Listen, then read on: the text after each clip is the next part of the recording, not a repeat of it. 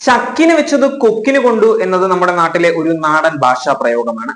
എന്നാൽ CMRL കമ്പനിയും SFIയും തമ്മിലുള്ള ലീഗൽ ഡിസ്പ്യൂട്ട് പരിശോധിക്കുന്ന നിയമജ്ഞരുടെ വിലയിരുത്തൽ കൊക്കിന് വെച്ചത് ചക്കിന് കൊള്ളും എന്ന് തന്നെയാണ്. 35 കിട്ടിയാൽ 71 തികയ്ക്കാൻ UDF-ൽ നിക്ഷേപമുണ്ട് എന്നുള്ള ആത്മവിശ്വാസമുള്ള BJPക്ക് കേരളത്തിൽ കാലുറപ്പിക്കാൻ CPM-നെ ഇകഴ്ത്താതെ ഒരു രക്ഷയുമില്ല. സംഘപരിവാർ കേന്ദ്ര സർക്കാരും ഇടതുവിരുദ്ധ മാധ്യമങ്ങളും പ്രത്യേകിച്ച് മനോരമധാരികളും എല്ലാം കുതന്ത്രങ്ങൾ പയറ്റി തളർന്നിരിക്കുമ്പോഴാണ് കേന്ദ്ര സർക്കാർ പോളിട്രിക്സ് കേസും കൊണ്ട് വരുന്നത്. നിയമത്തിന് മുന്നിൽ മാധ്യമ ആഘോഷം 8 നിലയിൽ പൊളിഞ്ഞു വീഴുമെന്ന വരികൾക്കിടയിൽ അവർ തന്നെ സമ്മതിക്കുന്നുണ്ട്. ജനങ്ങൾക്ക് വേണ്ടിയെന്ന് അവകാശപ്പെടുമെങ്കിലും വസ്തുനിഷ്ഠമായ കാര്യങ്ങൾ ജനങ്ങളെ അറിയിക്കുന്നതിന് വേണ്ടിയല്ല ഇപ്പോൾ മാധ്യമങ്ങൾ വിവാദങ്ങളും ഉണ്ടാക്കുന്നത്.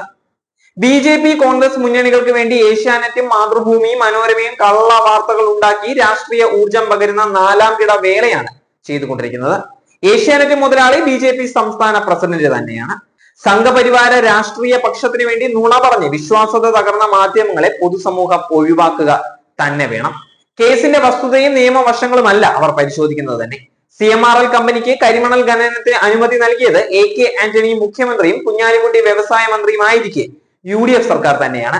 ഈ അനുമതി നിർത്തലാക്കിയത് VS സർക്കാരാണ്. വീണ്ടും കമ്പനി കോടതി വഴി ഖനനത്തിന് ശ്രമം നടത്തി. ജില്ലാ കളക്ടറുടെ അനുകൂല റിപ്പോർട്ടും ഉണ്ടായി. പക്ഷെ പിണറായി സർക്കാർ അനുമതി നൽകുന്നില്ല. ഈ സത്യം സൂര്യ വെളിച്ചം പോലെ ശോഭിക്കുന്നത് കൊണ്ട് തന്നെയാണ്.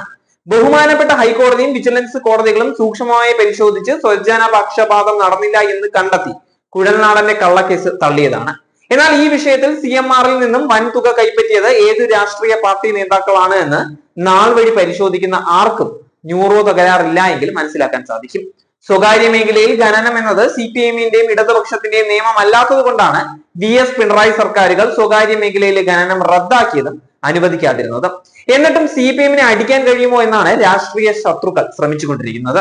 മനോരമ പറയും പോലെയാണ് എന്നുണ്ടെങ്കിൽ CMRL കമ്പനി നേടിയ വൻതുക സാമ്പത്തിക നേട്ടത്തിന് പിന്നിലെ സാമ്പത്തിക കുറ്റകൃത്യം രമേശ് ചെന്നിത്തലയും കുഞ്ഞാലിക്കുട്ടിയും സമ്മതിക്കുകയും ചെയ്ത പശ്ചാത്തലത്തിൽ മറ്റ് രാഷ്ട്രീയ ഉദ്യോഗസ്ഥരും മാധ്യമ തൊഴിലാളികളും മാപ്രകളും മറ്റു ആരാണ് എന്ന് കണ്ടുപിടിക്കുക തന്നെ വേണം. അതവർ ചെയ്തുകൊള്ളട്ടെ. എന്നാൽ രമേശ് ചെന്നിത്തലയും കുഞ്ഞാലിക്കുട്ടിയും കാശായി വാങ്ങിയെന്ന് സംബന്ധിച്ചത് കള്ളപ്പണ ഗണത്തിൽ പെടുമോ ഇല്ലയോ? സ്വാഭാവികമായും ഇവർ അന്വേഷണത്തിന്റെ പരിധിയിൽ വന്നിരിക്കുകയാണ്. അതുകൊണ്ടാണ് കൊക്കിന് വെച്ചത് ചക്കിന് കൊള്ളും എന്ന് പറയുന്നത്. UDF അധികാരത്തിൽ വരുമെന്നാണ് അവർ അവകാശപ്പെടുന്നത്.